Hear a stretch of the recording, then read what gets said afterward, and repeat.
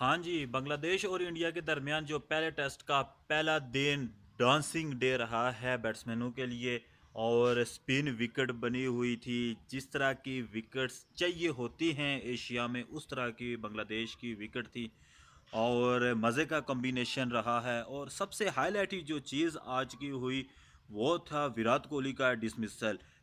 Out होके ऐसा reaction दे रहे हैं जैसे वो शेन वॉर्न की बॉल ऑफ द सेंचुरी पड़ी हो। मैंने जब सोशल मीडिया पे देखा तो मैंने विराट कोहली का डिसमिसल निकाल के देखा। मैंने समझा कि ताजुल इस्लाम बहुत कोई आउट क्लास बॉल कर गए हैं। तो आउट क्लास क्या, वो तो स्ट्रेटर वन ही था। तो एलबी हो गए हैं।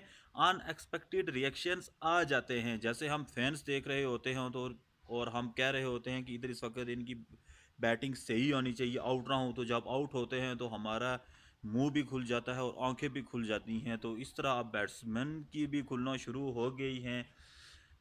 जैसे हमने बाबर आजम का देखा था और मोहम्मद रिजवान का देखा था। और विराट कोहली का ऐसा पहले भी एक एक्शन था, आई थिंक मोइन अली के अगेंस्ट या राशिद राशिद खान के अगेंस्ट था। वो वनडे मैच था और वो भी बड़ा उनका फेमस रिएक्शन था कि जो आउट होने के बाद। तो आज का दिन राहुल तो कह रहे थे कि हम एग्रेसिव क्रिकेट खेलेंगे, लेकिन 300 के अंदर स्कोर ही बना है पूरे दिन में। तो इसको अग्रेशन नहीं कह सकते, इतने तो पाकिस्तानी भी स्कोर बनाते हैं। तो हम कह रहे हैं कि ये 90s वाली क्रिकेट खेल रहे हैं। तो आपकी ये अग्रेशन था, मतलब अच्छी पार्टनरशिप लग गई आयर की और पुजारा की। तो नहीं तो 50 के अंदर तो 3 आउट हो चुके थे इंडिया वालों के। मुझे तो लग रहा था कि वो 150 बनाएंगे। तो बहरहाल आगे जो एक तो दिन है ना, खूब नाचेंगे बैट्समैन, खूब नाचेंगे।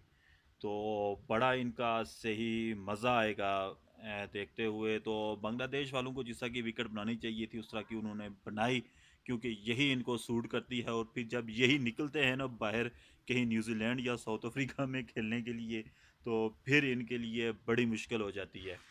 तो अच्छा, दूसरी बात कि एक और कोई न्यूज़ चल रही थी कि रमीज़ राजा ने कहा था कि मैंने बाबर आजम को मशवरा दिया कि आप T20 के प्लेयर सेलेक्ट करें टेस्ट क्रिकेट में, तो ताकि थोड़ी एग्रेशन नज़र आए। तो उस पर प्रोफेसर यानी कि मोहम्मद हफीज़ ने यह कहा कि कुछ लोग, मुझे हैरत होती है कि कुछ लोग कहते हैं कि टेस्ट मैचेस में हम T20 के प्लेयर्स खिलाएंगे। भाई मैक्सिमम प्लेयर्स तो आप T20 के खिला रहे हो। 7 ऐसे प्लेयर हैं जो T20 भी खेलते हैं और टेस्ट भी खेलते हैं। तो दूसरा, जब टीम हारती है तो आप कहते हो कि एग्रेशन नज़र नहीं आता, तो ये नहीं होता, तो वो नहीं होता।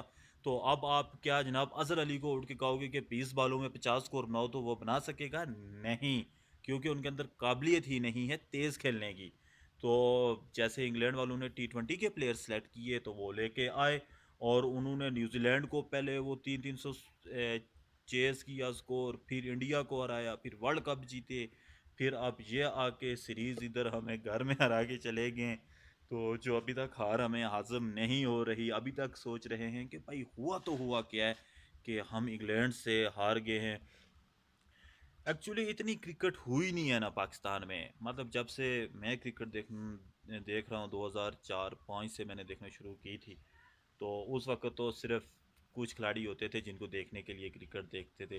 तो उस वक्त तो इतना था नहीं। फिर 2009 के बाद से लेके कितना लंबा अरसा रहा, तो इतनी हेलो हाय तो है नहीं। तो इसी तरह इनके साथ भी हो रहा है, मैनेजमेंट के साथ। इनको समझ नहीं आ रही कि ज़ाहिर कौन सी विकेट कौन सा बिहेव करेगी। अब इनको एक आध सीरीज़ और होगी तो इनको समझ आएगी कि हाँ ये वाली विकेट ऐसा बिहेव करती है। तो इनको थोड़ा लेट, हमेशा लेट ही समझ आती है पाकिस्तान को, ये इनका कसूर नहीं है।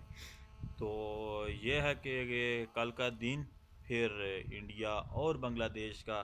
कल बांग्लादेश वालों फंसोगे, कसम से इस विकेट पे फंसोगे तो बहुत बुरी होगी आपके साथ। जो इंडिया आपसे जो बदला लेगा ना वनडे का, बहुत बुरी होने वाली है आपसे। तो एनीवेज मिलते हैं आपसे अगली वीडियो में। तो चैनल को सब्सक्राइब करना मत भूलिए।